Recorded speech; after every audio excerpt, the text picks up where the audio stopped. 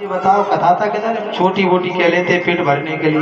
महाराज कितनी भीड़ हो जाती है, अपने हो जाते 10-20 आदमी, बस अपने पास इतने ही हो पाते हैं। महाराज जिस समय मैं घुंघरू बांध के चढ़ती हूँ स्टेज पे तो भीड़ तो बनती नहीं है। तो मैंने कहा यार मैंने वृंदावन में पढ़ाई की, इसने 2 मिनट में सब खराब कर दी। तो मेरे ठाकुर जी ने उत्तर दिया कोई बात नहीं। आपने उससे पूछा जी बताओ जिस ट्रेन में हम तुम चल रहे हैं ये ट्रेन कैसी है? मैंने उससे पूछा ये ट्रेन में हम तुम चल रहे हैं कैसी ट्रेन है? बोले ट्रेन है। मैंने ट्रेन नहीं है, इसमें 2 प्रकार के डिब्बे हैं। कितने प्रकार के? 2 प्रकार के।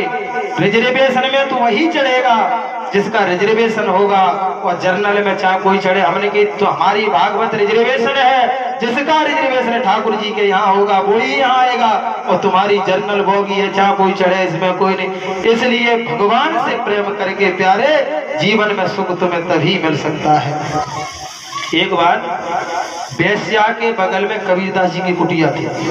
बेस्या के बगल में, गौर से सुनो, बेस्या के बगल में कबीरदास जी की कुटिया थी। तो महात्माओं का काम राम राम राम। बेस्या बोली महाराज सुनो, या तो कोई अंत जगह कर लो, और हमें बहुत परेशानी होती है यहाँ। जब कबीरदास जी ने नहीं मानी तो उसके प्रेमी ने उसमें आग लगा दी। उसके प्रेमी ने उसकी कुटिया में आग लगा दी। कबीरदास जी हंसने लगे, जितनी उनके पास सामग्री थी सब उसी में डाल दी। रात्रि 12 बजे मेरे द्वारकाधीश ने कहा कि भक्त मर जाएगा। मेरे ठाकुर जी ने बढ़िया सुंदर जहाँ झोपड़ी पड़ी थी एक भवन बनवा दिया सोने का, और उसमें से लो उठी वो बेस्या के घर में गिर पड़ी। अब बेस्या का घर जलने लगा तो बेस्या रोने लगी। महाराज जी बोले देखो हमारा तुम्हारा कोई झगड़ा नहीं है, यार यार का झगड़ा है। तुम्हारे यार ने हमारे घर में आग लगाई, हमारे यार ने तुम्हारे घर में आग लगा दी, हमारा तुम्हारा कोई झगड़ा नहीं। सुबह लोगों ने देखा महाराज जी का सोने का भवन। महाराज जी ये कारीगर कहाँ से आया था? अरे कारीगर ये दोबारा आ सकता है, क्यों नहीं? सबसे पहले शर्त ये है तुम्हें अपने घर में आग लगाना पड़ेगी। कारीगर आ जाएगा, पहले अपने भवन में आग लगाओ। अब उन्हें ये विश्वास नहीं हो गया अगर आज हमारा है ये भी जल जाए, तो पहले सबसे अपना घर मिटाना पड़ेगा, तब भगवान का दर्शन हो सकता है। और जब तक संसार में किसी संत ने लिखा मुझे सुन सुन आवे हंसी, पानी में मीन प्यासी है हाजिरता दूर बतावे, दूर की बात निराशी, मुझे सुन सुन आवे हंसी पानी में मीन। पानी में मछली प्यासी रह सकती है क्या? मछली प्यासी पानी में रहती है, उसके गले में झिल्ली होती है। जब तक वह मछली सीधी चलेगी तब तक पानी की बूंद उसके अंदर नहीं जा सकती। जो ही वह मछली पानी में पलटेगी सो उसके बूंद अंदर चली जाएगी। इसी प्रकार संसार में जब तक हम तैरते रहेंगे तब तक परमात्मा नहीं मिलेगा, और जो ही जो मछली पलटती है बूंद चली जाती, इसी प्रकार तुम्हें पलटना पड़ेगा, परमात्मा अपने आप तुम्हें मिल जाएगा। क्यों?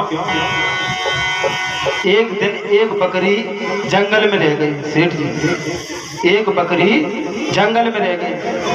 अब उसे बहुत से इंसान जानवर आए खाने के लिए, तो बकरी ने कहा मैं मर जाऊंगी। तो उस बकरी ने सिंह के पद चिन्ह देखे, वन का राजा सिंह, और वह बकरी सिंह के पद चिन्हों पर बैठ गई।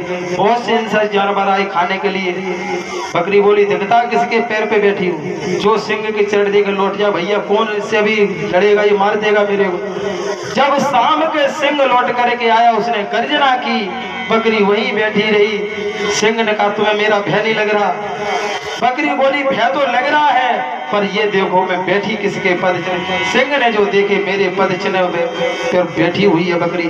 तो उसने गजेंद्र को बुलाया, हाथी को, कहा इस बकरी को अपनी पीठ पर बैठाओ, और पीठ पे बैठा करके वन में जितनी कोमल पत्तियां सारी पत्तियां खिलाओ और इसे छोड़ करके आओ। ये क्यों? वो सिंह के पद चिन्ह पर बैठी थी, इसलिए परमात्मा हमें नहीं मिल सकता कोई बात नहीं, पर मैं भगवान के पद चिन्ह पर बैठ जाऊं ये विश्वास है, नैया एक न एक दिन पार लग ही जाएगी। बोलिए राधा रानी सरकार की।